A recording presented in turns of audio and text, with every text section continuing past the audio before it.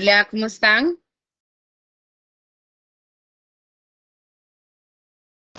Buenas noches. Buenas noches, ¿cómo están todos? ¿Qué tal? Bien, aquí en la universidad sin alumnos. Qué aburrido. Hola, Ley, buenas noches. Buenas Hola, noches, buenas Elisa. Buenas noches. noches.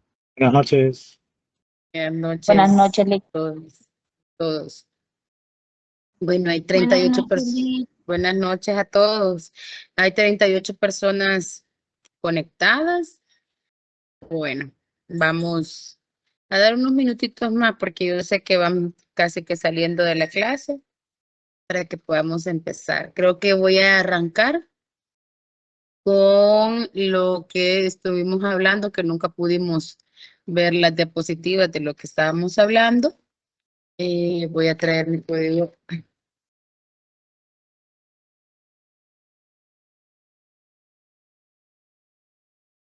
Para que empecemos la clase. No sé si hay algo que quieran preguntar, lo de la investigación. Eh, Vamos a tratarlo de mandarlo mañana. Ya vi que mandaron el perfil como con correcciones.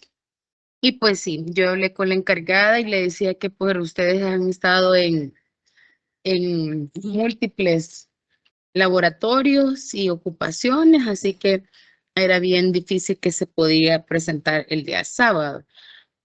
Entonces ella me dijo que sí, que entendía la situación y que la mayoría de grupos están así, pero créanme que hablando con otros docentes estamos bastante avanzados y pues vamos bien. Por ahí se va viendo el perfil. Hay cositas que podemos eh, agregar, pero básicamente está bastante aceptable. Y pues bueno, yo conozco que todos, me incluyo, estamos sumamente ocupados. O sea,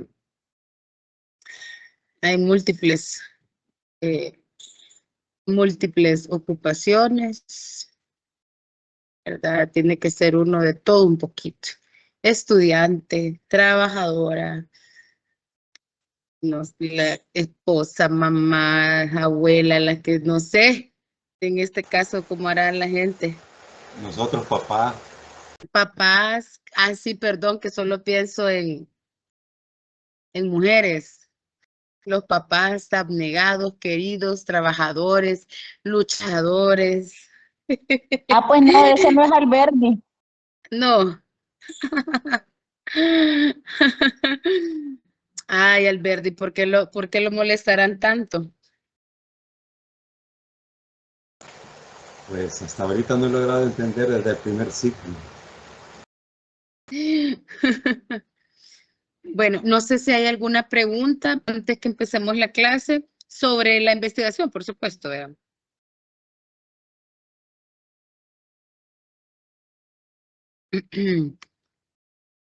Si no, vamos a empezar la clase. Noli, ¿No y hay? aparte de lo que ya usted acaba de decirnos, pues la verdad es que ahí vamos y vamos a la Ahí siguiente, vamos. vamos a la siguiente fase. Pues. No sé, Ahí. solo que nos gustaría que nos diera una fecha con bastante anticipación. Ajá. ¿Verdad? Para Bueno, poder elaborarlo, porque si usted tiene cuenta, esto lo hicimos, híjole, tiempo récord. sí, hombre. Pero como yo les digo, o sea, bueno, estamos bien porque hay gente, hay catedráticos que ya se les asignaron y no han hecho nada. Entonces estamos bien, así que tranquilos. Yo les voy a ir avisando conforme a mí me van avisando y les voy a ir avisando a ustedes, ¿verdad? Porque no depende de mí. Disculpe, Ya vi, licenciado. Perdón, ¿sí? perdón, perdón que le interrumpa. Solo reforzando un poquito lo que dice el compañero Alberti, la verdad es que yo agradecer a parte del equipo ahorita de que se ha conformado, porque pues ahí no todas y todos podemos aportar realmente como se debía, aunque es una fase inicial, pero pues esperamos ponernos ahí a fila. Pero lo que le iba a pedir así concretamente, o tal vez nosotros podríamos llevar la moción de solicitarle al decano con si es posible una planificación al menos estimada de cómo se pretende llevar a cabo esto, porque la experiencia que hemos tenido es que al final de ya que va el ciclo, se juntan varias cosas, ¿verdad? Entre ellos el tema de los parciales y otras cuestiones, ¿verdad? Entonces, como en la medida de lo posible ir teniendo esas fechas como más claras, porque también tal vez para anticiparle, hay también, a veces se da como refrigerios, a veces se dan reconocimientos a personas que se invitan como parte de la actividad. Entonces, como Ajá. para que nosotros vayamos teniendo eso preparado con más tiempo. Perdón, licenciada, muchas gracias. Va, está bien, de acuerdo. El Verdi creo que en una de las presentaciones que le compartí va un cronograma, si no mal recuerdo. Y si no, vamos a pedir eso que está pidiendo el compañero. Ahorita estaba viendo, pero no lo tengo, tendría que meterme el correo o abrir mi WhatsApp y no lo tengo. Pero ahí vamos a estar pendiente entonces. Pues sí, vamos a Ya lo empezar ahí la verifico. clase. Ya lo Ajá, por verifico. favor, usted que tal vez lo tiene en la mano. Voy a empezar permítame un segundito, solo quiero ver algo. Sí. Bien, hoy sí vamos a empezar a grabar.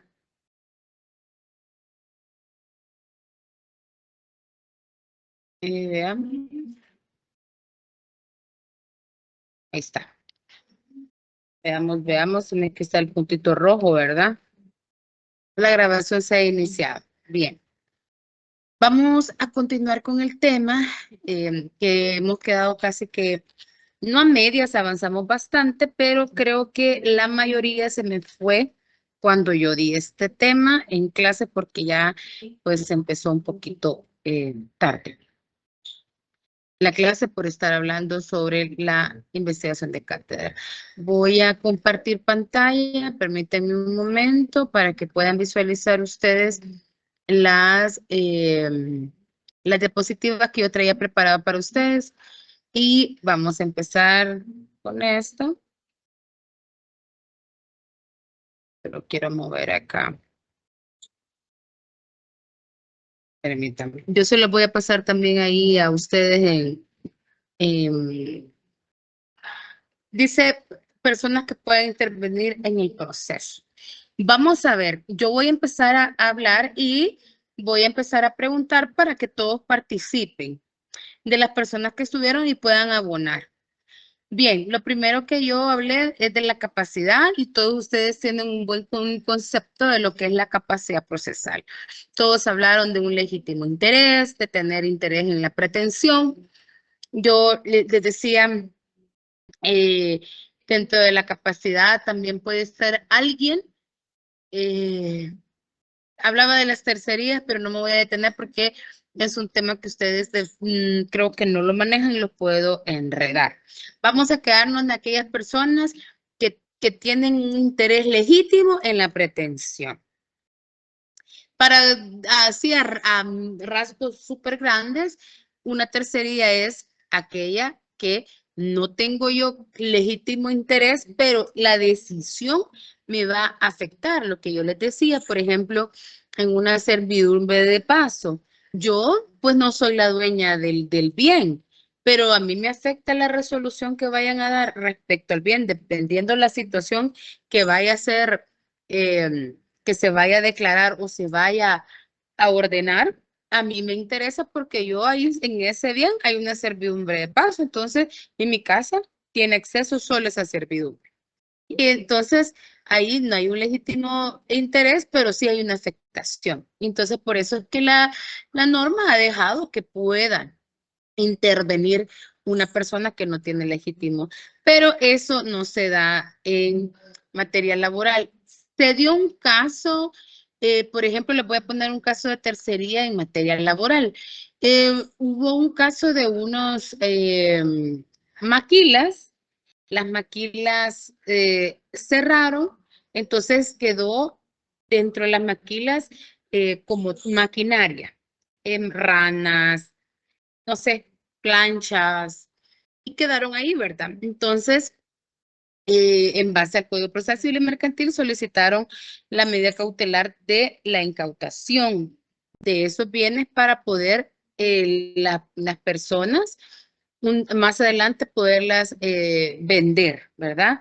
Entonces, cuando ya se iba a hacer la subasta y todo lo demás, que yo no quiero que usted me decir, no se complique, la subasta están las ranas, por ejemplo, y digo yo, hago publicaciones en el diario y digo, ¿quién quiere comprar estas? O por ejemplo, a veces las partes ya tienen compradores y así se hace. O por ejemplo, no llegamos a la subasta, sino que dice, mire, ya hay compradores, aquí están.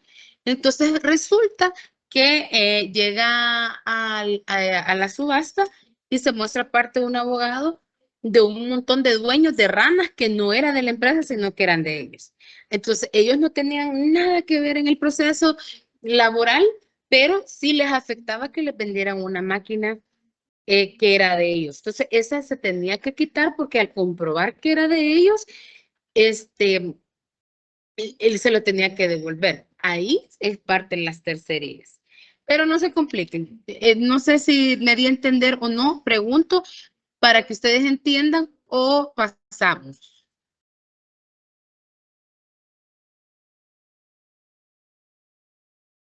Hola. ¿Se entiende lo de la tercería? Bueno, hola.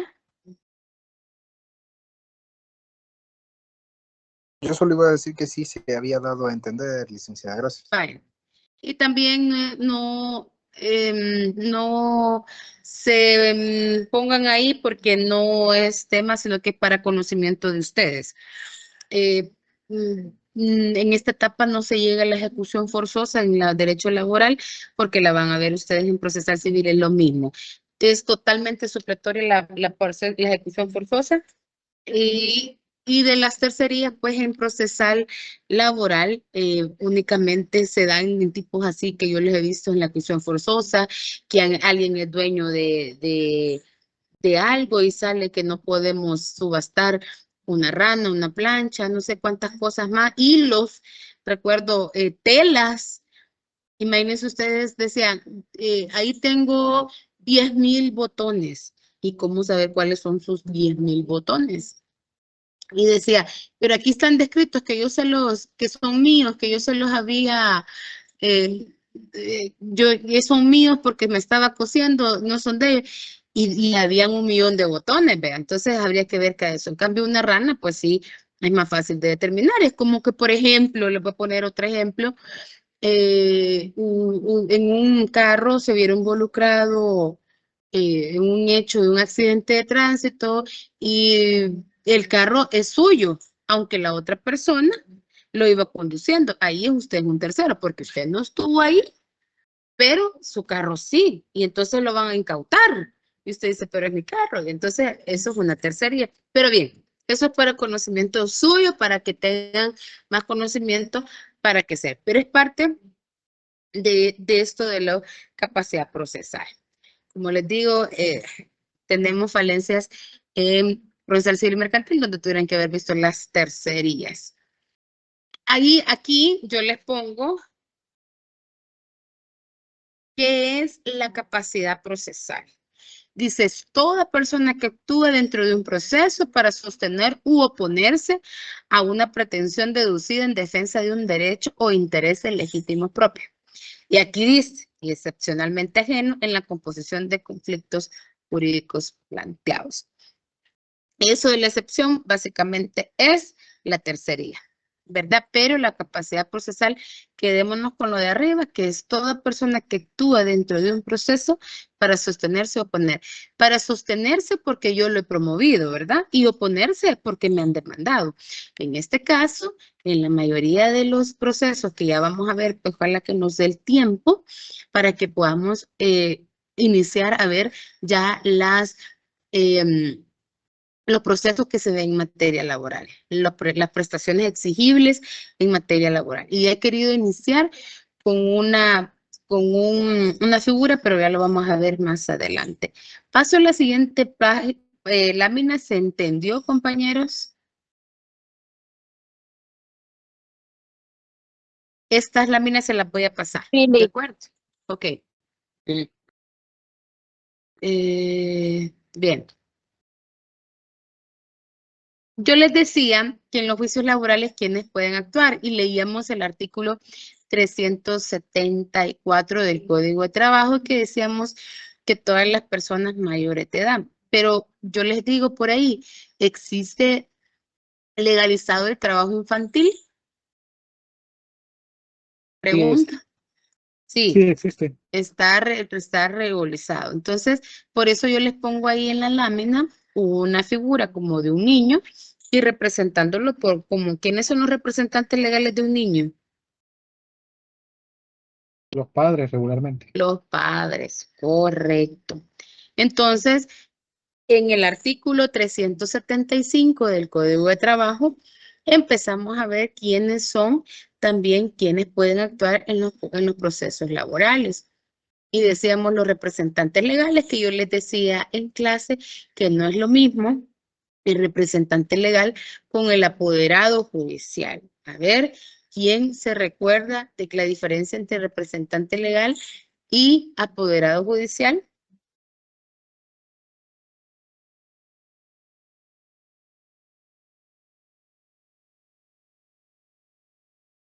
A ver, Oscar, Ruano, lo escucho. Buenas noches. Bueno, conforme al ejemplo que dio, el representante legal lo mencionó como una empresa, ¿verdad? Era el que designa a la junta directiva para que represente a la empresa. Y el apoderado era el representante legal le otorgaba su poder para que lo representara en cualquier instancia. Exacto, lo que pasa es que el representante legal, muy bien, Oscar. Lo que sucede es que el representante legal posiblemente no es abogado.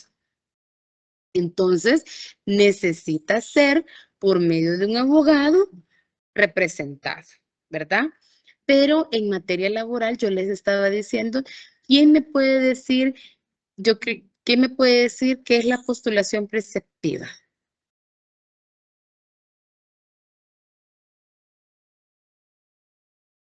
Usted dijo que era ejercer la acción a través de un abogado. Correcto. Así me gusta que nos estamos entendiendo ahora muchísimo mejor porque veo que los conceptos que yo les tiro en clase, por decir algo, ustedes lo están como que yo les tiro la semilla y iniciamos ya el proceso para poder florecer y eso me alegra mucho. Bien, entonces, les decía, si en la materia laboral no existe la obligación de presentar sus peticiones a través de un abogado, porque la ley no lo ha hecho obligatorio. Y yo siempre voy a insistir y es básicamente porque el Código de Trabajo data desde muchísimo antes, algunos no habíamos ni nacido cuando ya estaba el Código de Trabajo y puesto que el legislador jamás se imaginó que íbamos a tener algo que se llamaba principio de oralidad y que de ese principio de oralidad se desprendía unas técnicas de oralidad, donde antes se llamaban pliegos de posiciones y más adelante lo vamos a ver, hoy se llaman declaraciones de parte contraria. Los testigos básicamente antes me cuentan las personas que yo encontré que hoy ya se me jubilaron, me dicen, no hombre, Lix, que antes cómo tomábamos declaraciones. Aquí se sentía el abogado, aquí se sentía el testigo, y yo tomaba los testigos y el juez, el juez no lo inmediaba. Entonces, lo hacíamos así y decía el abogado, mire, yo no estoy de acuerdo en esta pregunta. Y entonces, ¿quién cree que resolvía? El colaborador. Oye, eso es inimaginable, ¿verdad? Ahora, si no está el juez, ya les he hablado y estuvimos hablando en la jurisdicción, en la función jurisdiccional, que si no está el juez, se para, no se hace la audiencia. Ya habrá motivos por los cuales se pueden hacer, pero sin el juez no se puede. Motivos por los que él se puede reprogramar, pero sin el juez no se puede hacer. Entonces, imagínense ustedes, nunca se imaginó y dejar que llegue. Yo se los digo con muchísimo respeto lo que voy a decir ahorita, al intervenir compañeros que no son abogados, pero como la ley dice más adelante que los estudiantes que han pasado las asignaturas de la legislación laboral lo pueden hacer con medio de un poder y ustedes se imaginan con todo respeto se lo puede decir, pero es algo real. Imagínense ustedes que dicen, bueno, vamos a ir a un proceso laboral y ustedes, unos no han cursado las técnicas laborales, técnicas de oralidad, otros me pueden decir, Lick, yo no he cursado el civil y mercantil, procesal civil y mercantil, y entonces ustedes dicen, y se van a enfrentar a abogados que son unos leones y que le van a decir situaciones que solo están contempladas en el Código Procesal Civil y Mercantil. Y entonces nosotros, ¿verdad? Ahí diciendo, mire, yo solo sé el principio de buena fe, artículo 13, Código Procesal Civil y Mercantil, porque hasta este momento eso es lo que estoy viendo. Los expongo de esta manera porque para que ustedes me entiendan qué desventaja puede haber entre un abogado que ya es litigante y hay abogados lobos. Yo le llamo lobos porque son que si Caperucita se deja, de verdad, la olfatea y se la come. Así.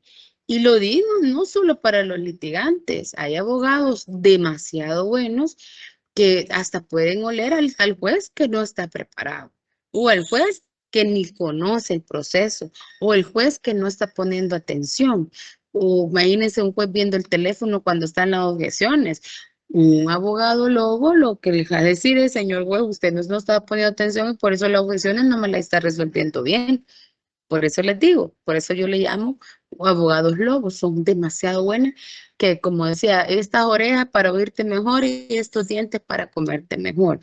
Lo patea a sus caperucitas y de verdad las pueden devorar, ya sea el juez o la contraparte. Entonces, volviendo al punto, imagínense ustedes si el representante legal no es abogado y llegamos, ya vamos a ver los procesos y vamos a llegar a la etapa donde tiene que desfilar la prueba. Y el representante legal, perdón, el representante judicial, legal, perdón, va a decir, ¿y cómo voy a preguntar si yo no sé? Y allí es donde yo me he hecho hincapié y digo yo, para mí este literal es inconstitucional porque va en contra de la Constitución, en donde si dice que todo que enfrenta un proceso en materia penal, que igual se está llevando un proceso en su contra, debe ser representado por un abogado. Si yo lo hago en sintonía, donde si es un proceso, hay una ponderación, ¿verdad? La libertad ambulatoria es una cosa y el derecho de trabajo es otra. Pero si yo digo, yo tengo que ser representado por un abogado, y aquí me dice que un estudiante de derecho, y si me voy más allá y le digo, mire, señor juez, fíjese que, porque yo podría decir como estudiante, señor juez, yo no manejo eso que se está haciendo y ser real, ¿verdad? Porque al final yo tuve una experiencia con una chica que de verdad yo tuve que explicarle lo que estaba pasando porque ellas no entendían lo que estaba pasando. A Dios gracias, era una procuradora que era muy loba, pero también entendía que no era culpa de los hipotes, ¿verdad? Porque hay universidades que eso son prácticas jurídicas y los tiran así, ¿verdad? A los bichos que vayan y que vean qué hacen. Entonces, por eso es que mm, yo ahí sí, de verdad es una dificultad, pero es viable. Es importante poder decir, bueno, pero es viable, yo puedo prestarme parte, yo no puedo limitarle a estudiantes que llegan, aunque yo crea que es inconstitucional, aunque yo crea que no lo van, no, que tienen déficits, yo no les puedo negar porque la ley se los permite, ¿verdad? Bueno, los representantes judiciales y extrajudiciales de las sociedades y asociaciones. Eso se entiende porque básicamente lo mismo que el literal A, B y los extrajudiciales. A ver, los extrajudiciales podrían ser también aquellos que igual no son abogados dentro de las sociedades. También pueden ser partes. O sea, no es, ya van a ver ustedes cuando lleguemos la demanda, ya solo esta semana vamos a ver las prestaciones y la otra vamos con toda la demanda y ya vamos a empezar a nadar en el charco que nos importa. ¿Verdad? Pero es importante que ustedes conozcan esto. Y van a ver ustedes que dice la ley, el código, que yo puedo llegar y decirle, señora juez, fíjese que a mí me despidieron el día de ayer y quiero que usted me tome la demanda, y yo lo puedo tomar. O sea, puedo llegar a poner la demanda verbalmente. Y si entonces el trabajador puede llegar sin abogado, obviamente la contraparte también. Por eso es que dice representantes legales, representantes judiciales, extrajudiciales, que son más allá de que no son abogados. Bien, sigamos. Lo que decía, representantes judiciales y extrajudiciales de un sindicato, cuando éste debe representarse a sus miembros en su ejercicio de los derechos que emanen de los contratos individuales de trabajo. Hablábamos de esto, que también pueden ser parte, intervenir los representantes judiciales de un sindicato. Por ejemplo, pueden decir, señor juez, quiero yo estar presente en las audiencias y que me haga comparecer. Muchas de las experiencias que yo he tenido, los sindicatos no intervienen, pero sí están como de manera de apoyo, y quisiera yo creer que como ellos son movimientos de choques, es como una presión para el juez decir, aquí estoy, aunque no diga nada, pero puedo intervenir. Dice también los abogados en el ejercicio y procuradores judiciales. Los procuradores judiciales se entendían antes que estaban adscritos a los tribunales, eran de la Procu y estaban adscritos. Hoy ya no existe eso, por tema de corrupción y todo eso, ya no puede haber procuradores que estén inscritos, hoy se mueven todos los días. Los abogados en el ejercicio, pues evidentemente son todos los abogados, pero, o sea, el abogado puede ejercer, sí, pero no es indispensable para yo ejercer la acción ni para contestar, porque si me permiten, a los representantes legales, a los representantes judiciales y extrajudiciales de la sociedad, agente del sindicato, el abogado es una opción, pero no es que sea obligación. Los estudiantes de jurisprudencia y ciencias sociales, y ahí están, que hayan aprobado totalmente las asignaturas en la licenciatura laboral. Ahí ya les dije yo, ¿verdad? Que hay un momento donde entra en pugna el derecho de igualdad de armas. Les decía yo que en principio donde las partes tienen que tener iguales condiciones para poderse defender. Y sí, con mucho respeto yo, pero siendo muy honesta, yo los pongo a la par de un laboralista que tiene años y ustedes a la par, obviamente, al cliente, ya sea al trabajador o a la sociedad, ustedes están en desventaja al momento de la defensa, porque la capacidad que tiene uno con el otro, pues no es igual. Y dice, Procurador General de la República o delegados en representación de los trabajadores en los casos permitidos por la Ley Orgánica del Ministerio Público, que son todos los procuradores que le dan servicio hoy por hoy a los juzgados. Creo que el 95% está en este literal F, así que de verdad no se enfranque en los demás, porque el 95% de las acciones son de iniciación del proceso, son los procuradores, y de contestación de la demanda, ahí vienen los abogados y los estudiantes, porque fíjense que, por ejemplo, yo conozco universidades que le dicen, anda a defender ya a esta persona, y son estudiantes. ¿Y por qué? Les voy a decir por qué. Porque la Procuraduría General de la República, vean lo que termina ahí el literal, y dice, en los casos permitidos por la Ley Orgánica del Ministerio Público. Y una de las excepciones para poder intervenir el Procurador General de la República es que no haya iniciado la acción. ¿Cómo así, licenciada? Bueno, si la Procuraduría, por medio del delegado del procurador, inicia la acción, o sea, ponen la demanda de despido en materia laboral, la Procu ya no puede darle asesoría ni el servicio de defensa a la parte demandada. Es decir, yo voy a los juzgados por medio de la Procuraduría a interponer mi demanda.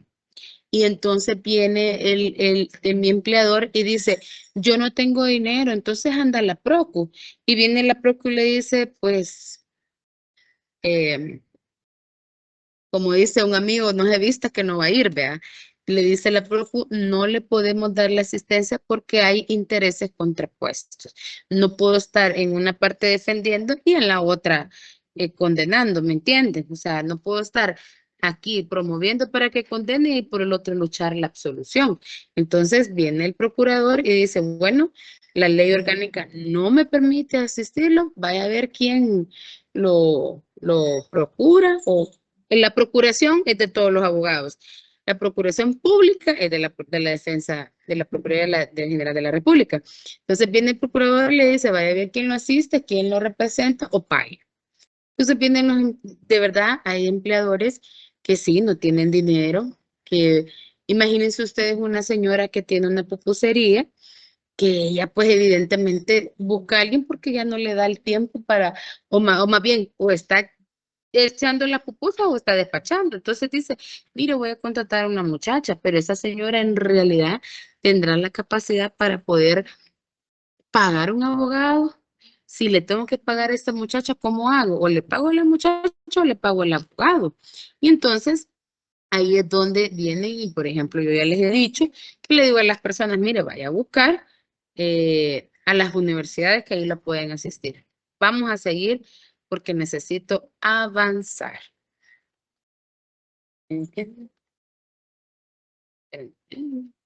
Bien.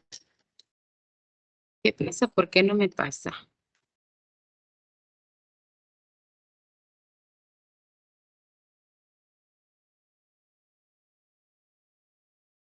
Voy a salir.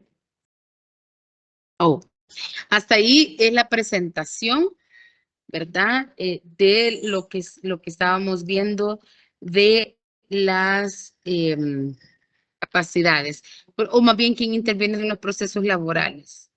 Por ahí, si ustedes leen el 376, por favor, leamos, dice, el trabajador mayor de 12 años y menor de 18 años comparecerá por medio de su representante legal.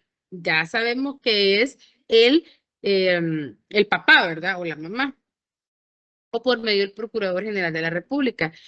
En todo caso, donde el padre imagínese un chico que no tiene papá ni mamá, el procurador es el representante de él. Eso más o menos ya lo sabían, pues aquí también lo están aprendiendo como conocimiento general. Este último está obligado a representarlo personalmente o por medio de su delegado con el solo requerimiento del menor o de cualquier otra persona. Es decir, que si el menor llega a la Procuraduría, hoy con la ley de crecer juntos, hoy los jóvenes, los niños, los adolescentes son escuchados, al punto que si usted no escucha a un menor en un proceso, es nulo. En base a ese sentido, es que hoy más que nunca este artículo tiene más eco en las procuraciones, puesto que, eh, hoy, imagínense, un menor puede llegar a la procu y decir, fíjese que yo vivo con mi hermana y mi hermana, pues, es menor de edad también, igual que yo, entonces los dos estamos trabajando. No tengo quien me represente. El procurador lo tiene que hacer, sí. Hoy más que nunca, esto tiene, imagínense ustedes, del 72, pero hoy más que nunca tiene sentido esto, es decir, solo llega el menor y le tienen que dar asistencia. Bueno, hoy ya no se llaman menores de edad, ¿verdad? Hoy son niños, niñas, adolescentes, pero el menor de 18 años que llegue y mayor de 12, es lo permitido para trabajar, ¿verdad? Por eso yo les decía, no pueden estar los niños de 5 años trabajando, ¿verdad? Y hay una especialización. Yo le puedo decir honestamente, nunca he tenido un proceso de un menor de edad, jamás. Básicamente son los mayores, bueno, el 100% son los mayores de edad.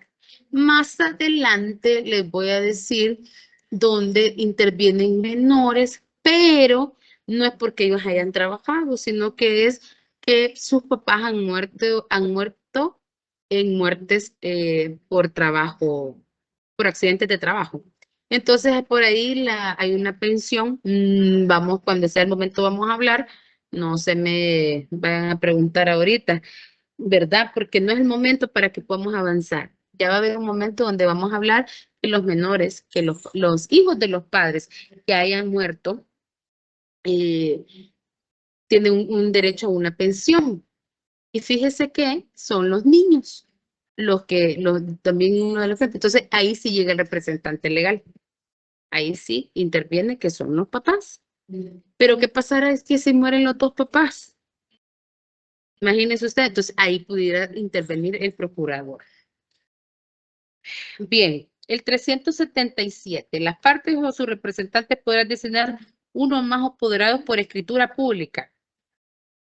Oigan esto.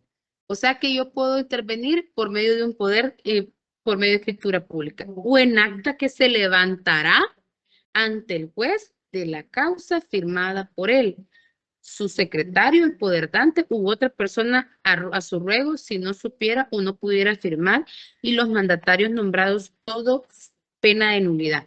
Esto quiere decir que por eso los procesalistas civil y mercantil, cuando escuchan que en acta puedo yo nombrar a mi apoderado, se desgarran las vestiduras porque para ellos únicamente la postulación preceptiva se puede formar a través de una escritura pública de un poder.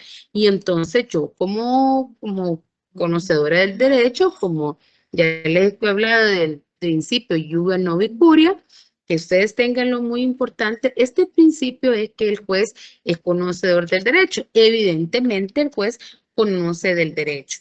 Pero yo no puedo, como un abogado que me dijo, bueno, resuelva en base al principio iuga novi curia. Y le digo yo, y así lo hizo. Y le digo, ¿a qué se refiere con eso? Pues sí, usted siendo conocedora del derecho, aplique el derecho. Y le dije yo, sí, yo conozco del derecho, pero si el legislador hubiese querido que el juez era conocido el derecho, entonces no existiría la litis, usted no estuviera aquí. El abogado está para activar el conocimiento del juez en base a sus pretensiones. El juez no puede decir, ah, mire, entonces como yo conozco el derecho, lo que usted está pidiendo está mal. No. Yo, como conocedora del derecho, le advierto que su petición no es conforme a derecho, pero no puedo decir, bueno, y como no es conforme a derecho, lo vamos a hacer de esta manera. No se puede. Un ejemplo de donde se puede aplicar el principio iuga novi curia, que es que el juez conoce del derecho, es, por ejemplo, que imagínense a muchos, ¿han escuchado ustedes de la figura del justo impedimento?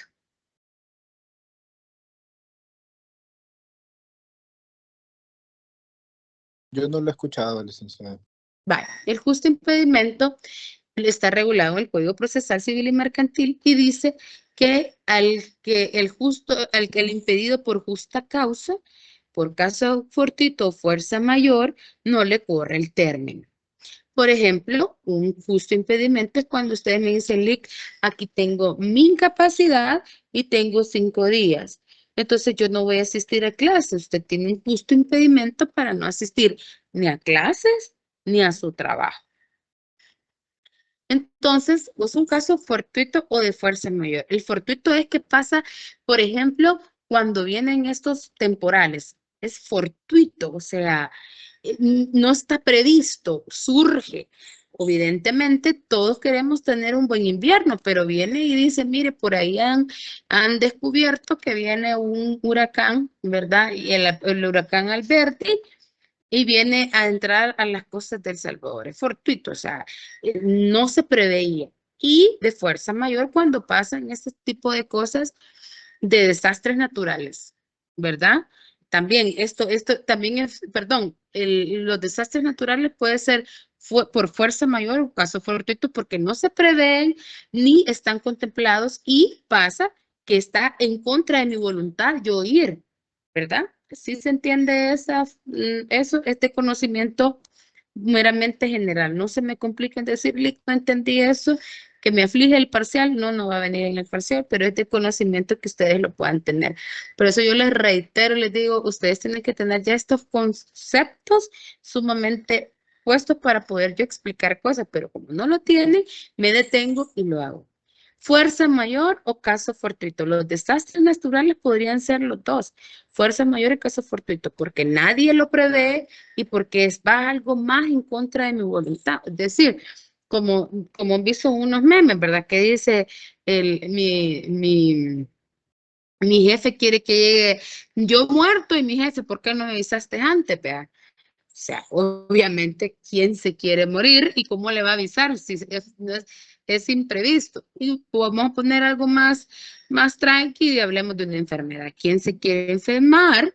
¿Y quién va a prever? Ay, fíjese que el tal día yo, quizás, no, tal día yo me voy a incapacitar. O sea, no, vea, a veces sí están presupuestados estos días, ¿verdad?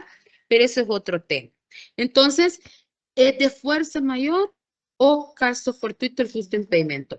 Para que no se complique, imagínense usted, un juez le dice, yo no, licenciada, este día yo no pude llegar a su audiencia porque este día yo tuve un abogado que apareció allá al tiempo. Yo ya no había puesto la sentencia todavía, pero ya casi. Y me presenta él que lo habían intervenido quirúrgicamente y había estado como 2 meses en cama. Y entonces me dice que tiene justa causa. Y digo yo, y dice, y como estuve inconsciente, a nadie le pude delegar mis funciones. Y el asunto era que la persona, él era un apoderado de un demandante, la persona no vivía en El Salvador y le era imposible poder venir creo que era un hermano lejano que no podía venir a El Salvador a poder o poder tener otro apoderado, ni poder, ya ni recuerdo algo así, solo recuerdo que el señor no podía venir. Y entonces dice, como yo estuve inconsciente, a nadie le pude delegar. Pero yo le predecía, bueno, pero su cliente no estuvo inconsciente. El que estuvo inconsciente fue usted, pero su cliente sabía que tenía una causa pendiente. Estaban tramitando el proceso. Y puedo decir, creo que me alegó eso, me puso por ahí un recurso revocatorio que la persona no podía venir al país, pero yo le digo, pues, si no puede venir al país, ustedes saben que todos los diásporos que están fuera de nuestra nación, existen los consulados donde ahí hay notarios para poder mandar poderes.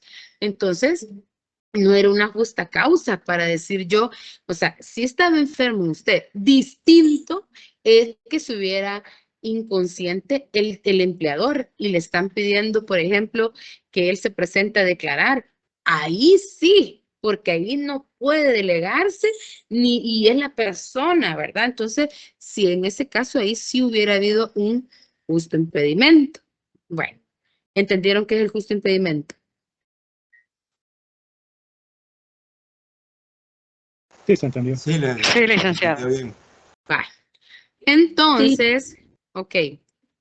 Ahora ahorita les voy a buscar el código ¿tienen a la mano el Código Procesal Civil y Mercantil?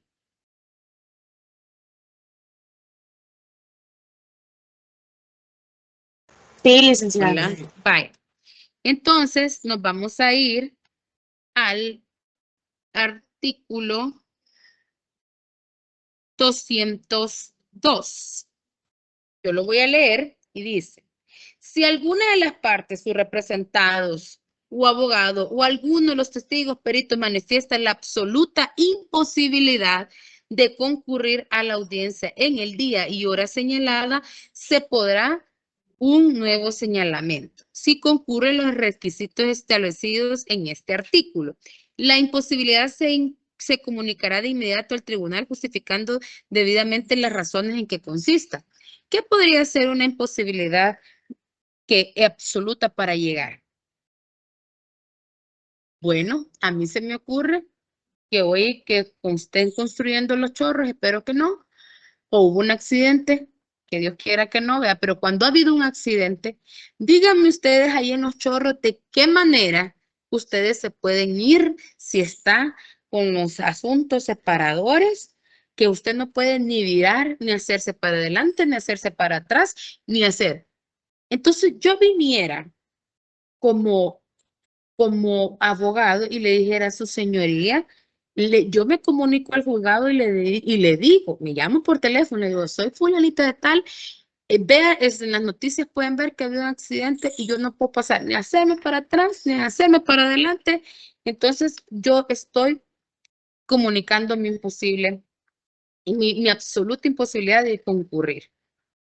Entonces, ¿cómo lo compruebo? Bueno, justificando obviamente. Bueno, en las noticias los hechos notorios no requieren ser probados. Eso no se compliquen, ya lo vamos a ver más adelante. Entonces, no es lo mismo que un justo impedimento, porque la ley dice, imagínense ustedes que, se lo voy a poner de esta manera para que me entiendan. Si estar incapacitado es un justo impedimento, ¿qué pasa? Que yo estoy, imagínense, embarazada. Y yo le digo, señora juez, yo no tengo una incapacidad, pero yo no puedo estar de pie porque me desmayo.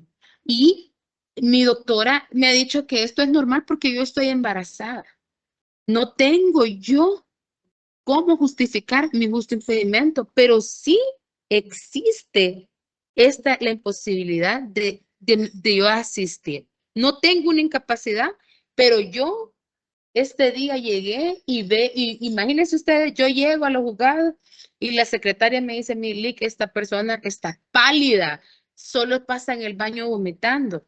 Obviamente que está justificado. Y me va a decirle la señora, Lick, pero fíjense que fui a pasar consulta y no me dieron incapacidad. Como yo estoy embarazada, esto es lo más normal.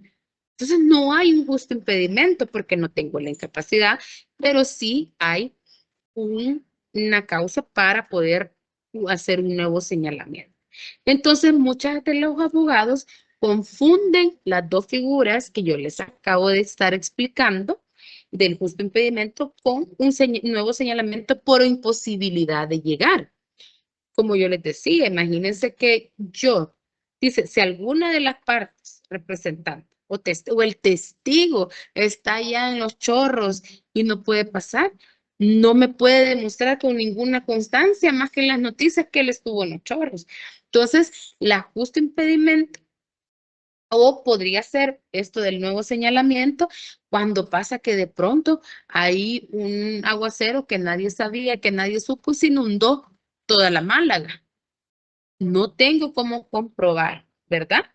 Pero pasó ese día y en la tarde ya se podía pasar, pero el momento de la audiencia, no. Entonces, yo le compruebo. Entonces, si confundimos esos dos hechos, por ejemplo, ¿cómo puedo demostrar otro justo impedimento? Fíjese que estoy fuera del país, ¿cómo lo demuestro? Con mi movimiento migratorio, ¿verdad? ¿Cómo demuestro yo un desastre natural? Bueno, porque hay decretos de emergencia nacional, ¿verdad? COVID, se suspendieron los plazos. Eso era un justo impedimento. Entonces, dice, no, Laura, ahorita quiero ver. Mejor dígame lo que me está preguntando ahí el que escribió, porfa.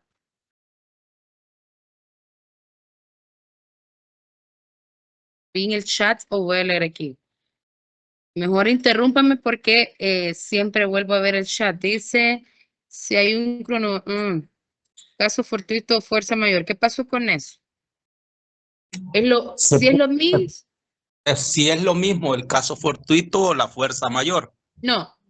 Mire cómo lo he escrito a usted. Usted mismo dice caso fortuito o. Cuando son palabras similares, no lleva el lo. ¿Sí? Lleva el i. Pero cuando usted dice o, son cosas diferentes. El fortuito es que usted es inesperado y la causa es de fuerza mayor. ¿Sí? Es una situación inesperada y la causa de fuerza mayor. Entonces no es lo mismo, porque hay cosas que pueden ser por fuerza mayor y no son fortuitas, porque puede ser, imagínense, ustedes lo operan, no es inesperado. A usted ya le habían programado su cita, pero si es por fuerza mayor, porque usted aunque quiera y aunque esté previsto, no puede llegar a su trabajo porque está operado. Pero su jefe, ahí sí le podemos avisar con un mes de anticipación. Yo tuve un amigo que un año se estuvo preparando para operarse. No, me salió mal tal examen. No es fortuito porque no pasó inesperada. Distinto es que lo operen a usted por el apéndice. el apéndice fortuito, porque no se lo opere, los síntomas son isofactos y fuerza mayor porque no puede, pero ustedes lo operan si así programado, es de fuerza mayor y no fortuita. ¿Sí se entiende? Entonces, ¿por qué les puse este ejemplo? ¿Por qué nos desviamos?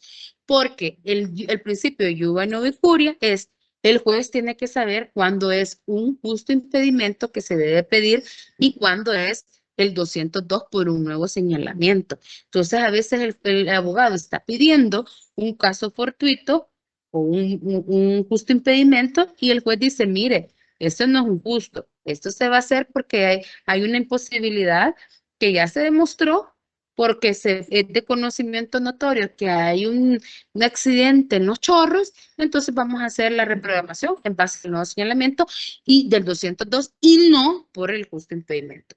O sea, que el iuva no vicuria es el juez conoce, entonces como conoce el derecho y en base al principio de dirección que están viendo ustedes en el Código Procesal Civil y Mercantil, lo debo de orientar al camino correcto, pero no es cierto que como yo conozco el derecho, yo le voy a decir, mire, usted pidió mal y como hoy yo voy a pedir bien por usted. No se trata de eso. ¿Sí? Entonces, se entendió. Oh, no quiero dejarlos enchibolados. A mí sí me quedó ya un poquito más claro eso. Ya que nunca lo había escuchado, del justo impedimento, ahora cuando lo vean en procesal civil y mercantil, ya van a tener ustedes una base. Ahí les dejé un manual básico de la jurisdicción, lo leyeron, ahí está muy bonito para que ustedes lo lean, para que digan cuando ustedes piensen, hay algo que me quedó ahí dudoso, pueden ustedes meterse ahí para verlo, ¿verdad? Entonces, hoy, este día, encontré en mis archivitos que tenía un material que nos va a facilitar la vida cuando ya entremos a ver todo lo que son las demandas. Y ahí se lo voy a subir en la otra semana, pero ese les va a ayudar. Lo ha hecho todas las organizaciones que trabajan en pro del derecho al trabajo, hacen un trabajo increíble al momento de hacer sus manuales, porque como va dirigido a todas las personas, lo hacen tan digeribles que yo sé que les va a ayudar muchísimo. Bien, hoy quiero pasar, si no hay otra pregunta, hoy vamos a pasar ya al tema que quiero iniciar esta semana. Pregunto, ¿hay preguntas?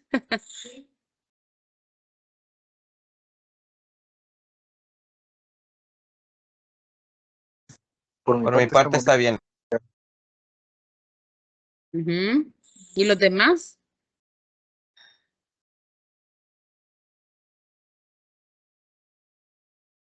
¿Cómo están los demás? Está bien, Lick. Vaya. Este día, hoy sí vamos a compartir pantalla. Este día vamos a ver.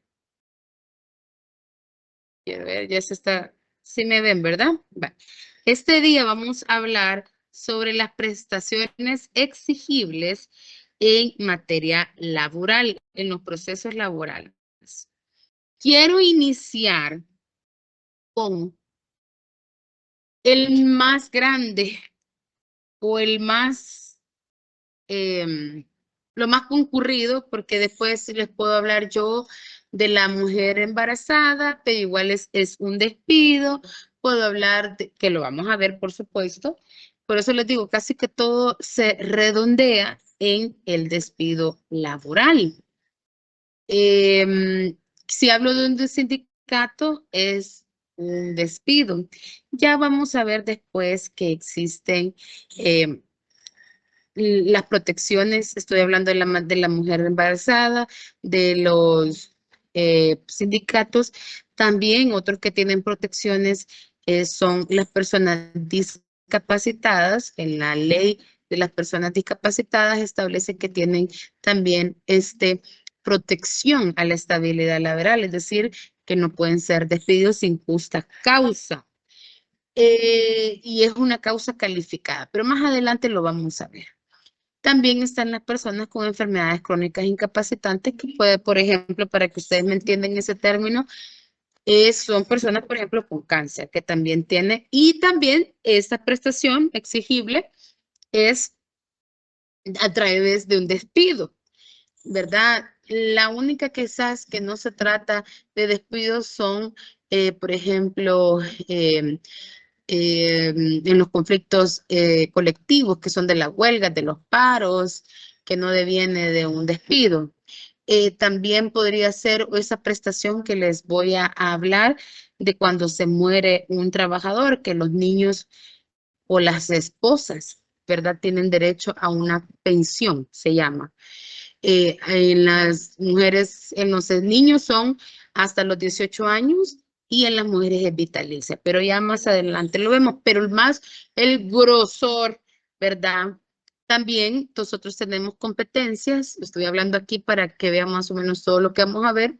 En esta semana también tenemos competencias nosotros en dirimir,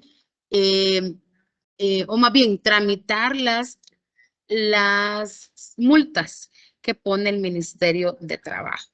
Nosotros nos vamos justo a la parte de ser exigible, porque ellos tienen la potestad de imponerlas, pero no de hacerlas ejecutar forzosamente. Es decir, que vengan y se les sustraiga de su cuenta de ahorro los $1,000, ¿verdad? Solo lo puede hacer un juez, no lo puede hacer la entidad institucional o administrativa, ¿verdad? Entonces, por eso es que se acude al tribunal. Pero el gruesor más grande, y por eso quiero empezar ahí, y de hecho, creo que no lo vamos a terminar este día, solo hablar del despido. Vamos a hablar del despido. Ese sería lo más grande. Vamos a irnos al artículo, de ahí si tienen su código de trabajo, al artículo 55. Esta sección del libro, del capítulo 6, que habla de la terminación del contrato, me voy a ir primero a lo que dice o ha definido del despido el legislador, y luego vamos a ver las causas, que hay causas que son sin responsabilidad de ninguna de las partes, otras son responsabilidad del trabajador y otras son responsabilidad del patrón. Pero esta noche dice, el contrato de trabajo termina por despido de hecho. ¿Qué es despido de hecho? Lea ahí la lámina, si se está viendo lo que está proyectando en pantalla.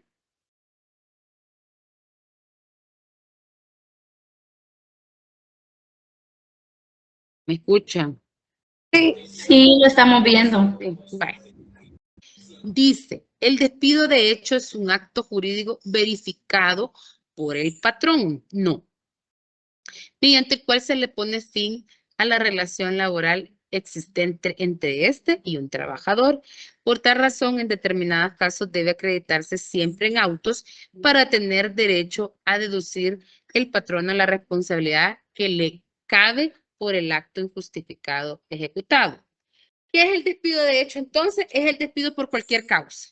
Yo les decía, y ya vamos a ver en las siguientes láminas, que el despido es por cualquiera. Lo que se va a definir es si es justo o injustificado. Repito la idea. El despido, lo que le está diciendo es un hecho jurídico verificado por el patrón. Yo, trabajador, no puedo despedir a mi patrono, ¿verdad? Sino que quien me despide es mi patrono. ¿Sí? Entonces, por eso tiene que ser verificado por el patrón, o sea, ejecutado, pues. Porque yo de trabajador, lo que me nace es la renuncia. La renuncia también la vamos a ver porque por ahí hay una ley que se llama Ley de la Remuneración Económica por la renuncia voluntaria, que la vamos a ver, que luego si no me pagan mi indemnización por la renuncia, lo pido como que fuera despido. Entonces, al final, la mayoría de las pretensiones laborales caen en los despidos. Entonces, me dice aquí, es un hecho, un acto jurídico verificado por el patrono. ¿Por qué es verificado por el patrono? Porque, como les decía, el trabajador no se puede autodespedir, ¿verdad? Ya vamos a leer por ahí que hay unas causales donde yo me puedo dar por despedido por ciertas actitudes con responsabilidad del patrono que yo me puedo decir, bueno, con esto que él hizo conmigo, yo me puedo dar por despedido. Pero no, yo como trabajador no me puedo autodespedir. Yo puedo renunciar. Es otra forma de terminación. A ver, hay dos formas de terminar la relación laboral. El despido y la renuncia. Repito, dos formas, despido o renuncia. Hay una ley de la remuneración de la económica, de la renuncia voluntaria, pero se deben de, para poder ser acreedor de esta remuneración, tengo que tener requisitos. Y uno de los requisitos es tener 2 años de trabajo, que muchas veces no se tiene, ¿verdad? Entonces, yo renuncio y me voy sin indemnización. Y entonces es mentira que yo, si yo renuncio, me tienen que indemnizar. Pues la ley dice que 2 años, pero no es el punto de eso. Ya vamos a hablar de eso. Dice, mediante el cual se le pone fin a la relación laboral. Ya les dije, las únicas dos desvinculaciones laborales, por eso les he puesto ahí, y yo les pongo imágenes porque justo a mí me ayuda, no sé a ustedes, como ir como asociando imágenes. Yo ahí les pongo ahí, casi que les pongo el corazón roto, vean. Pero es una ruptura, el despido es una ruptura que es verificado por el patrón porque, como les digo, yo de empleado solo puedo renunciar, pero no me puedo autodespedir. Y rompo esta causa que nos unía, que era el contrato de trabajo. El contrato de trabajo ustedes lo tuvieron que haber visto el ciclo pasado cuando ustedes vieron derecho laboral. 2, ahí tuvieron que haber visto el contrato de trabajo. Pero en esta guía que les digo yo que encontré por ahí mis archivos, me encontré que ahí está ahí, hay un contrato de trabajo, como qué tiene que contener. Se lo voy a pasar para que ustedes le den un refresh si es que no lo vieron y si no, pues lo van a leer y de la que vayan leyendo, si hay preguntas, las vamos a ir contestando de ese manual. Otra razón, en determinados casos debe acreditarse siempre en autos para tener derecho a deducir el del patrón o responsabilidad. ¿Y qué es eso de autos? Van a decir siempre en autos. Bueno, en el derecho siempre es una expresión que cuando dice siempre en autos es que debe constar dentro del proceso. Y por ejemplo, usted dice, te pongo en autos. No sé si han escuchado, bueno, jurídicamente dice, te pongo en auto. Quiere decir que te pongo un conocimiento y está dentro del proceso. Por eso se dice, por tal razón, en determinados casos debe acreditarse siempre en autos, o sea, siempre en el proceso, para tener derecho de decir del patrón en la responsabilidad que le cae por el acto injusto y ejecutado. Es decir, que el despido puede ser justo e injusto. ¿Qué es lo que se va a pedir a los juzgados laborales? Solamente el despido injustificado. Porque el despido que que es justo es cuando el patrono tiene una causa legal sustentable para despedirme. Y ya los vamos a ver cuál es por persona distinta del patrono o de sus representantes laborales. ¿Se acuerdan ustedes que hablamos de los representantes laborales?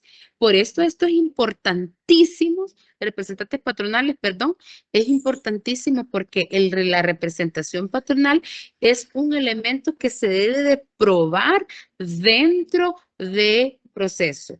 O puede decir, debe acreditarse en autos la representación patronal. Porque, ¿qué dice? Si él despide que fuera comunicado al trabajador por persona distinta del patrono o de su representante, no produce efecto de dar por terminado el contrato de trabajo, salvo que dicha comunicación fuera por escrito o firmada por el patrono o alguno de dichos representantes, que hablamos de los despidos indirectos. ya vamos a llegar a hablar de los despidos indirectos. Por eso les digo que es un grosor bien grande, porque lo máximo las máximas peticiones son en base a un despido, ¿verdad? Y dice aquí que si no lo hace el patrón, o sea, si yo no logro probar que esa persona es representante patronal, no surte efecto, pero qué difícil es porque cuando usted le pregunta, bueno, si no surte efecto, no termina la relación, vaya usted a meterse al trabajo a ver si lo van a recibir. Qué difícil, ¿verdad?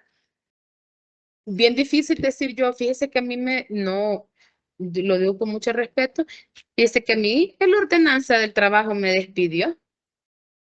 Yo le voy a decir, mire, como aquí dice que si como no se termina, vaya a meterse. Evidentemente no surge así. Por eso es que el derecho laboral tiene muchas benevolencias y ya las vamos a ver, que esas son temas que a mí me encantan mucho hablar de las presunciones laborales, porque ustedes van a ver que es una rama del derecho súper, súper benevolente, donde el legislador ha sido tan benevolente que hay presunciones de dar por ciertos hechos, dar algunas situaciones, para que no se me confunda. Entonces, pero ya va a llegar su momento de hablar. ¿Por qué? Porque efectivamente las personas, han oído ustedes las relaciones asimétricas. Usted tiene relación asimétrica con alguien que es igual a usted. Por ejemplo, usted tiene una relación de simetría con su hermano, porque su hermano es igualito a usted. Hay unos que hemos nacido de papá y mamá y otros solo de mamá, pero somos iguales, ¿verdad? Y por eso nosotros con los hermanos nos decimos, hacemos, porque de tú a tú, ¿verdad? Nos hablamos de tú a tú. O podría ser de estudiante a estudiante, somos iguales. Pero hay una relación asimétrica de poder, por ejemplo, con el docente, porque ustedes tienen un tipo de desventaja porque yo soy quien los califico a ustedes. Entonces, ante esa desventaja que ustedes tienen, por eso es que el legislador ha sido benevolente. Imagínense lo que dice el artículo 55 en el inciso 2, que si no lo despide a usted la persona que está autorizada para hacerla, como el patrono, y los representantes patronales, no surte efectos.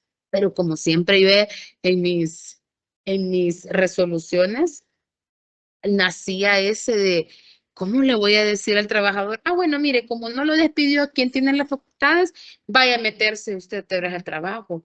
O sea, no, ¿verdad? No va a ser porque usted se va a meter y le va a decir, bueno, fulanito, vos ahí aquí, ¿qué andas haciendo, vea? ¿Sí? ¿Se entiende esta desventaja? O sea, yo no le puedo decir, bueno, vaya a meter, puedo decir, no, señora, si a mí es mi trabajo, aquí es propiedad privada. Y me tiene toda la razón. Entonces, ya más adelante vamos a ver qué se hace en estos casos para poder proteger al trabajador. A ver, Alberti.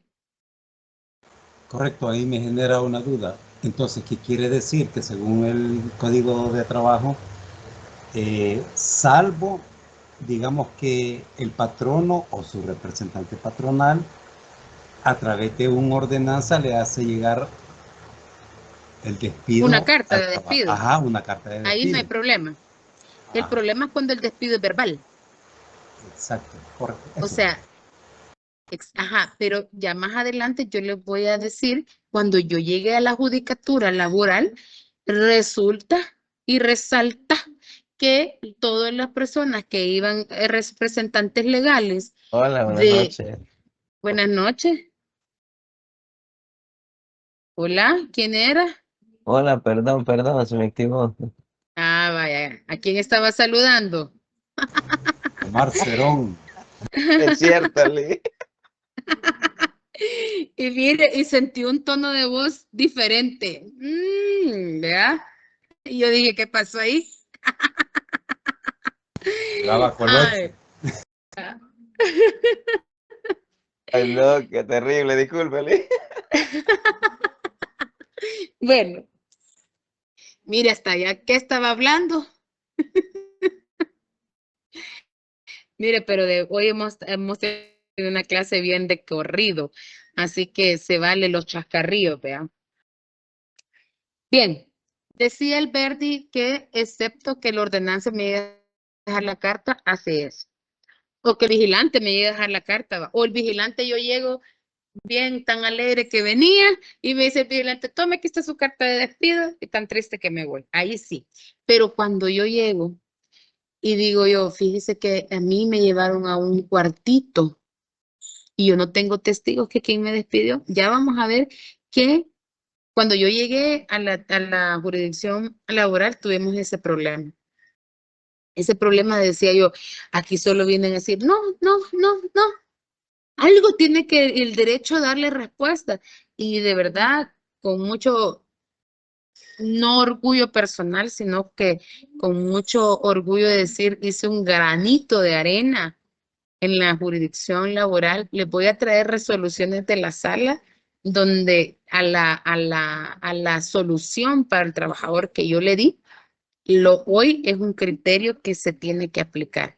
Pero cuando yo llegué, y se los voy a mostrar porque son precisamente mis resoluciones que han llegado a casación, donde los magistrados dijeron, sí, hay que tener este principio para poder ayudar al trabajador, pero no comamos ansia, poco a poco le puedo decir, ¿se acuerdan de lo que les hablé? Que hoy es esto. Y ahí les voy a dar un tips para ganar en los procesos laborales cuando ya litiguen ustedes. Si ustedes, bueno, si están con los trabajadores, pero si están con las empresas, es otro pisto. Vamos a seguir la siguiente lámina. ¿Se quedó claro lo del despido, personas ahí? ¿Qué le? Solo uno. Omar, usted que saludó ahí, pero le quedó claro. Ah, sí, sí, lo que está hablando sobre el despido, sí. Vaya, solo fue un instante que se... Y justamente lo activé al momento que saludé, disculpe. Bien, ahora vamos a ver, dice causales de terminación, por eso les dije yo, vamos a ver las causales por el despido. Más bien por terminación del contrato, porque el despido es una forma de terminación, pero también la renuncia es una terminación. Pero hoy vamos a ver las causales de terminación del contrato sin responsabilidad para ninguna de las partes, sin intervención judicial. Nos vamos a ir al artículo 48, por favor. Dice, el contrato de trabajo terminará sin responsabilidad para ninguna de las partes sin necesidad de la intervención judicial por las siguientes causas. Una, mutuo por cumplimiento del plazo. Bueno, ¿cuándo se da eso? Cuando a usted lo contratan, por ejemplo, por un año, ¿verdad? Y se venció el plazo, era un proyecto que solo era un año y el plazo era un año y usted dice, bueno, no hay necesidad de intervención para tener por terminado, ni me va a generar una indemnización porque yo sabía que tenía un plazo determinado. Por ahí de hablar de los plazos un poquito complicado, porque a veces nos dicen el contrato que tiene un año. Pasa mucho, por ejemplo, en los contratos de las empresas, les voy a poner el que más se me viene a la mente, de las empresas que andan dando limpieza. Obviamente, por ejemplo, yo voy a decir, el Estado hace contrataciones por plazo, un año, vean, un año. Entonces viene la persona y dice, bueno, te voy a contratar por un año, porque solo un año voy a tener fijo acá. Pero resulta que yo misma gano la contratación y solo dejo un mes de por medio y te vuelvo a contratar. Cuando por allá la despido a mitad del año, del otro año, ¿sí? O sea, ya vamos por el segundo año y no se cumple el año. Yo digo, fíjese que el contrato terminó porque esta persona se le venció el plazo. Y entonces ustedes dicen, no es cierto, porque usted la volvió a contratar un mes. ¿Y se acuerdan ustedes del principio de continuidad que vimos al principio? Ya vamos a ver cuando estemos viendo las sentencias, dice el legislador laboral que las sentencias tienen que ir con fundamentos en los principios y se presume continua la relación cuando dice pasado el año, pero al año, al mes, yo la volví a contratar. ¿Será que ahí se terminó el plazo y estoy en otro contrato? No, estamos en la misma relación laboral. ¿Se entiende eso? Si no, quedémonos que solo cumplió el plazo. Ojo, ¿quién habló, perdón? Ahí se, Ajá, ahí se aplica el principio de continuidad. correcto. Si no hay ninguna objeción de parte del patrono ni del empleado. Así es, así es, así es. Correcto. Una Lo- consulta. ajá. ¿Y cuántos meses deberían de pasar para entenderse que ahí finalizó la relación laboral? Pues eso es muy a criterio del juzgador. Si ustedes estuvieran ya en procesal civil y mercantil, por lo menos 3, ustedes sabrían que en El Salvador el sistema de valoración de la prueba, ¿saben ustedes cuál es? Me imagino que no, se llama sana crítica. ¿Han escuchado de eso? Sí. Pero lo Claro. han escuchado en penal. Mercantil. ¿Lo han Mercantil, escu- que es lo Ajá. contencioso. Ah, vaya, pues sí. Entonces, aquí, esta valoración, antes se excava la prueba tasada. ¿Saben ustedes cuál es esa? La que La ya prueba, está legalmente escrita. No puede ser mayormente valorada, así digamos, ya está tasado según es la ley. decir, por ejemplo, a ver, Oscar, dígame. Sí, por ejemplo, que 2 testigos hacían plena prueba. Correcto, ese ejemplo le iba a dar yo. Correcto, Oscar. Antes decía, bueno, 2 testigos plena prueba, si no se contradecían. Pero ojo, eso cuando usted valora, usted a su testigo le dice, aprendete esto, y vas a decir, el mismo suspiro van a dar los dos, y voy a decir yo, pues porque los dos dijeron lo mismo, yo creo que es plena prueba. Hay muchas cosas que ver, por eso es que ahora existe la valoración, perdón, de la prueba de la sana crítica, donde el juez incorpora la experiencia, la lógica y la psicología. La experiencia, diría un catedrático mío muy estimado, que solo se trata de la experiencia laboral. Pero yo de verdad le digo, yo le refutaba y le decía, maestro, pero el juez no es un robot que solo tiene sistematizado su memoria a nivel de trabajo. El juez tiene sistematizado su sistema, es todo intelectual, interpretativo en todas las experiencias de la vida. Y él me decía, sí, pero es del trabajo nada más, lo que te da el trabajo.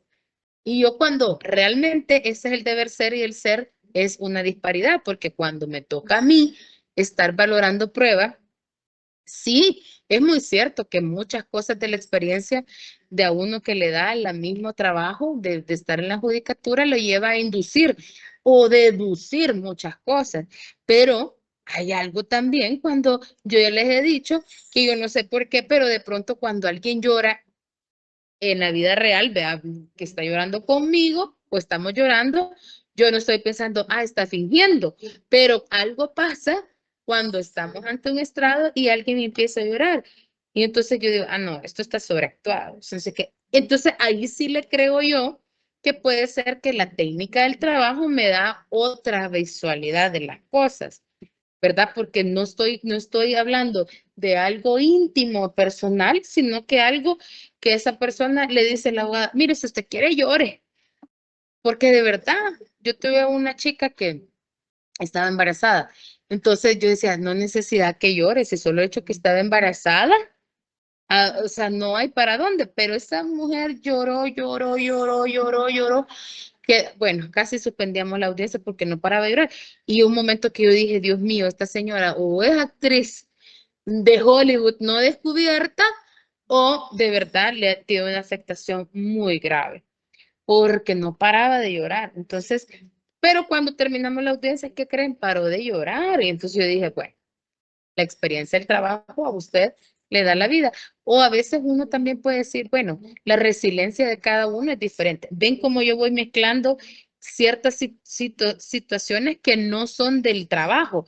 Entonces ahí empieza mi inteligencia también emocional, ¿verdad? Mucha, poca, lo que tenga el juez. Entonces empieza usted, vea, bueno, pero ¿qué pasa aquí? O sea, esta muchacha quizás tiene una autoestima bien baja, una resiliencia súper baja, que no le echa ganas a la vida. Quizás uno dice, pero se está ahogando en un vaso de agua. ¿Ven cómo sí se va conectando todos esos enfoques para tomar una decisión? Hay veces dice, un testigo está siendo muy convincente. A veces uno dice, la espontaneidad de este testigo era sumamente grande. Entonces, no es cierto que solo la realidad, la experiencia laboral, también va inmiscuida muchas cosas. Quizás mi maestro diría, eso es una hereje jurídica, pero eso al momento de estar aplicando el derecho pasa. O sea, cuando el juez está valorando, ustedes no saben, usted está escuchando, entre otras cosas, pendiente de las objeciones, pero se va haciendo una visualización y va pensando, ay, no, esta persona ya perdió el caso con lo que dijo. Esta persona ya, ya. Y es bien difícil cuando a uno le toca ser testigo, porque a mí me tocó ser testigo de una amiga en un proceso de familia. Y no creen ustedes que cuando me preguntan el nombre del susodicho no me acordaba. Y yo decía, no puede ser, lo he mencionado tantas veces en mi vida. Y yo decía, pero es diferente estar aquí que estar allá en el otro lado, ¿verdad? Entonces, yo recuerdo que en la sentencia, la juez dice que fui muy espontánea y decía porque yo no lo hice premeditadamente, decir, cuando me preguntaron el nombre, quizás como solo le decía el seudónimo con mi amiga, solo eso se me venía a la cabeza. Yo decía, Dios mío, ¿qué pasa? Pero fui tan espontánea porque yo le dije, ya me acordé, es fulanito de tal. Y entonces dice que la testigo fue súper espontánea. Todas esas cosas, uno dice, bueno, yo no lo planeé para verme espontánea, fui original. Cuando uno está, cuando uno está al otro lado, dice, o sea, en un lapsus donde usted está nerviosa, porque cuando uno quiere a una persona y estar de testigo de esa persona, quieras o no, no es como cuando uno está después imparcial. Allá usted es parcial porque está a favor de alguien. Y más que todo de los hijos, ¿verdad? Entonces, ese nerviosismo, yo puedo decir, ¿cuántas veces yo me he parado y he estado en audiencias? Imagínense ustedes cuántas veces he hecho audiencias y resulta que ese día, pero como era algo personal, cambia el chip, se vuelve otra cosa. Bueno, vamos a seguir porque nos quedamos ahí. 2, por la muerte del trabajador. Obviamente que si usted se murió por causas que no son por accidentes de trabajo, no hay responsabilidad para ninguna de las partes. Ahí nos morimos, nos morimos. Te fuiste, decía un compañero. 3, por la terminación del negocio como consecuencia directa y necesaria de la muerte del patrón. Vea, por ejemplo, el patrono era la persona por la cual, o sea, ahí es la inversa, ¿va? Se muere el patrono y ya no puede continuar el trabajo. Quizás era una acreditación que solo esa persona tenía y no se la puede heredar a los hijos, vea, sino que solamente él y él. Entonces, ahí murió el que generador de ese ingreso, ¿cómo podemos hacer? No le puedo ir a exigir yo a los hijos. Ya vamos a ver cuándo sí puedo exigirle a los herederos, pero a ver si nos alcanza el tiempo de ver todo eso. Dice, por la incapacidad legal, físico o mental de cualquiera de las partes que haga imposible el cumplimiento del contrato o la continuación de la empresa de establecimiento en su caso. Imagínense ustedes, tienen un accidente y nos quedamos así, ¿verdad? Directos. sin responsabilidad de mi patrón, ya quedó terminado porque yo soy una persona que ya no puedo trabajar por una discapacidad, ¿verdad? Dice ahí física o mental. O por ejemplo, imagínense ustedes la gente que queda cuadraplégica. Siempre volviendo al punto que no sean accidentes laborales. Bueno, creo que nos vamos a quedar porque ya son 8:10. Vamos a quedar por acá. Vamos a seguir el día miércoles. ¿Hay alguna pregunta de esto? Yo tengo una consulta Sí. con esto último que dijo. O sea, no hay responsabilidad por parte del patrono cuando la persona queda parapléjica en un accidente.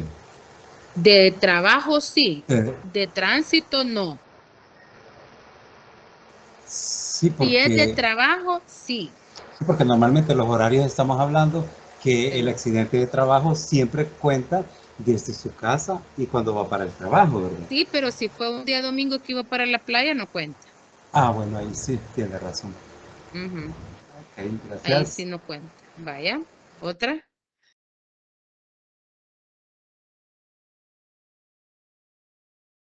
Ninguna, pase buenas noches, licenciado. Vaya, pues, cuídense.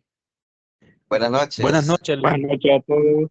Buenas noches. Gracias, Lee. Buenas noches. Bueno, Buenas noches, Gracias, Lee. licenciado. Buenas Gracias, sí, noches. nos vemos. Buenas noches, Lee. Mira, ahorita. Descanse, Lee.